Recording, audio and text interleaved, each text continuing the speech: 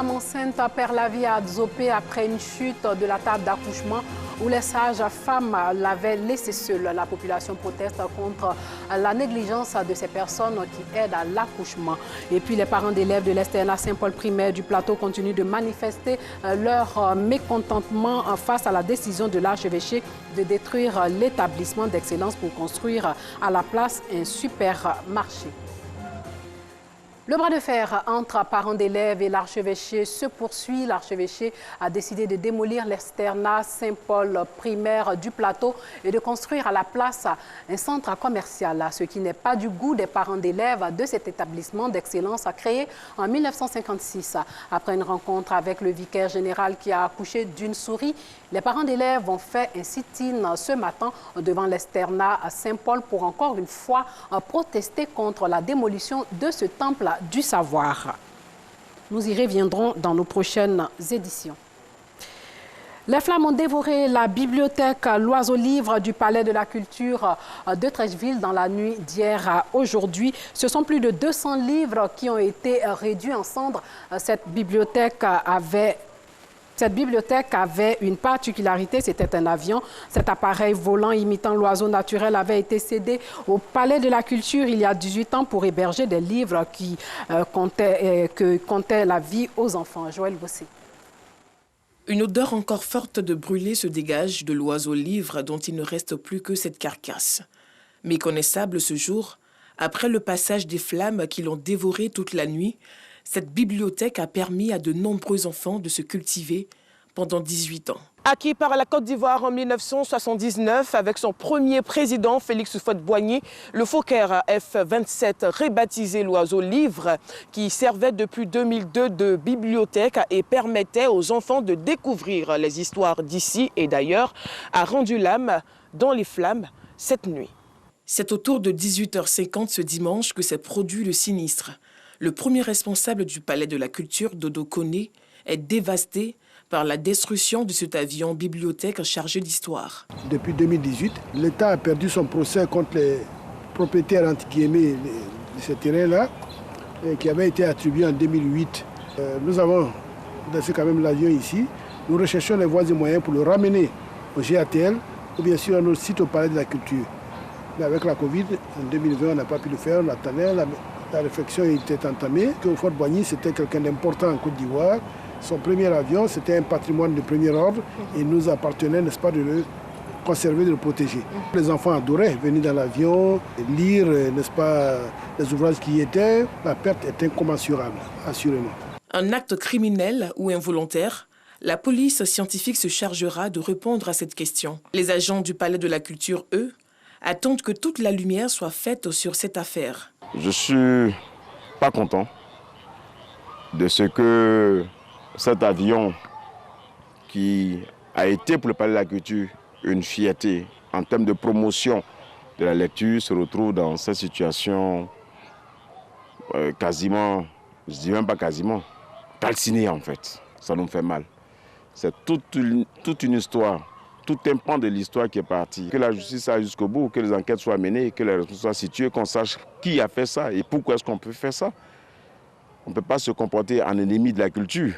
La ministre de la Culture et de l'Industrie des Arts et du Spectacle, Arlette Badou Kwame, une fois sur les lieux, regrette la perte d'une richesse nationale. Nous étions en train d'imaginer, de penser comment pouvoir le mettre à disposition de la population au niveau culturel. Et malheureusement, nous constatons qu'il n'existe plus de bien patrimonial. Et avec le directeur général, nous avons constaté ce matin et nous allons nous confier aux spécialistes pour nous dire exactement ce qu'il y a lieu de faire en pareille circonstance. C'est vraiment une grande tristesse pour la Côte d'Ivoire, une grande tristesse pour le monde culturel.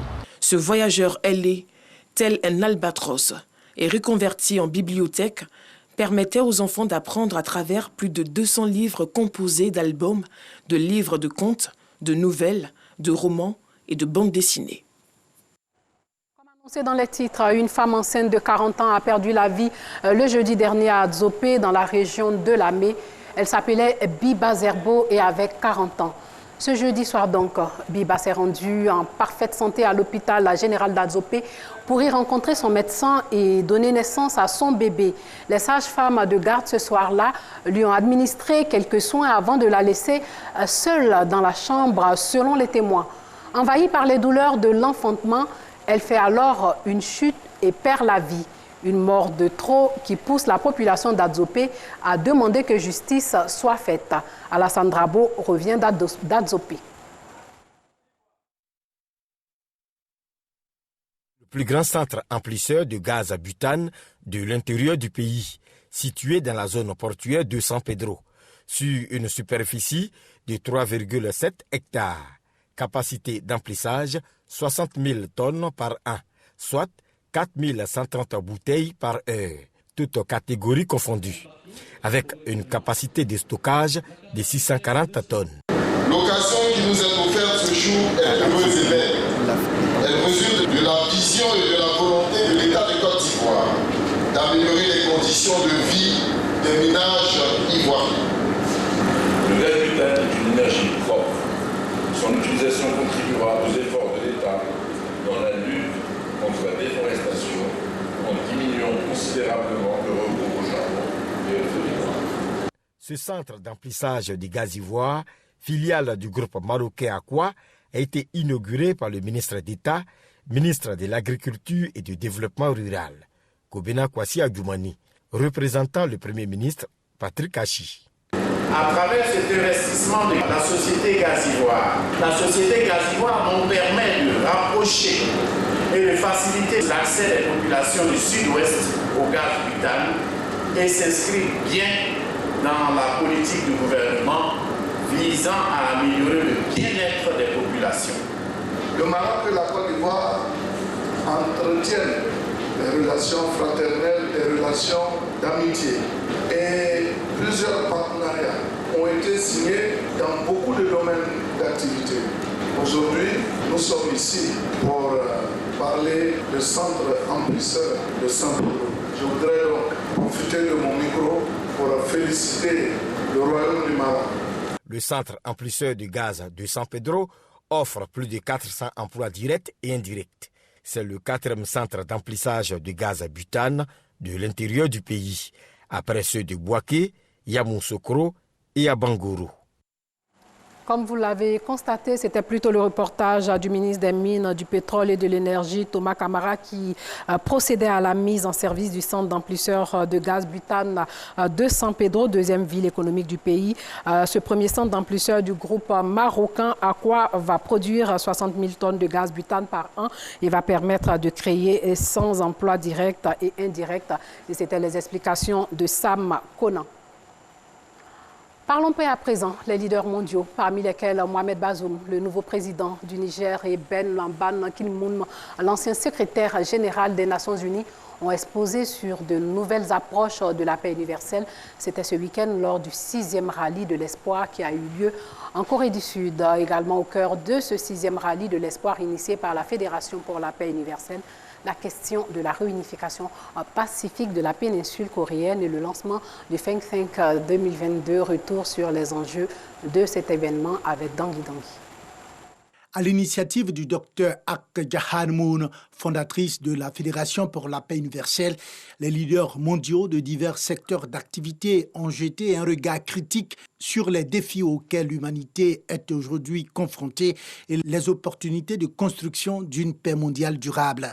C'était ce week-end lors du 6e rallye de l'espoir en ligne qui a eu lieu en Corée du Sud. Ce 6e rallye de l'espoir a été un creuset de réflexion sur la problématique de la réunification pacifique de la péninsule coréenne et surtout une rampe de lancement du Think Tank 2022, un réseau d'experts mondiaux mis en place pour poursuivre les réflexions sur la construction d'une paix mondiale durable.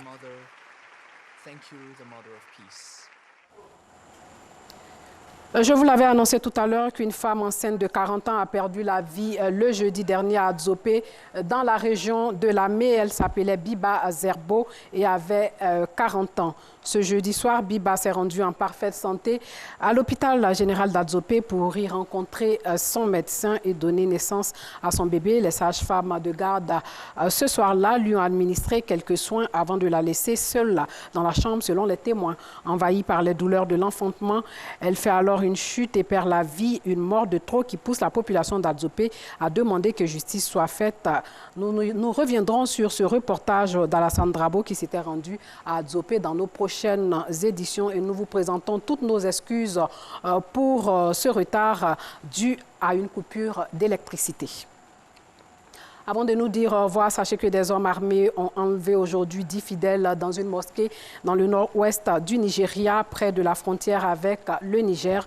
Des bandes armées dont les membres sont localement appelés bandits terrorisent les populations du centre-ouest et du nord-ouest du Nigeria, pillant des villages, volant le bétail et se livrant à des enlèvements de masse pour obtenir des rançons. Les attaques dans les mosquées sont toutefois fort rares. Les bandits ont enlevé 40 fidèles, les faisant sortir de la mosquée pour les entraînés en forêt. Ils ont été poursuivis par des policiers assistés de groupes locaux d'autodéfense et d'habitants de la ville et ils ont réussi à libérer 30 des otages.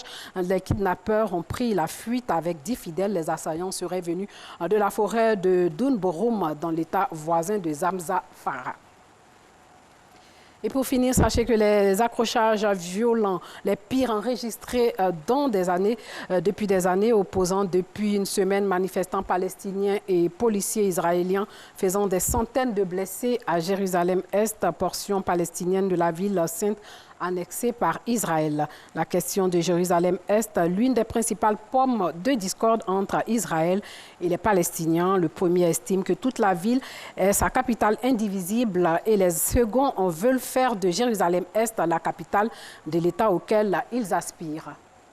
Voilà, c'est tout pour ce soir. Nous sommes obligés de nous arrêter là. Comme je vous l'ai dit, toutes nos excuses pour ce retard qui n'est pas dû à notre volonté, mais plutôt à une coupure d'électricité. Portez-vous bien.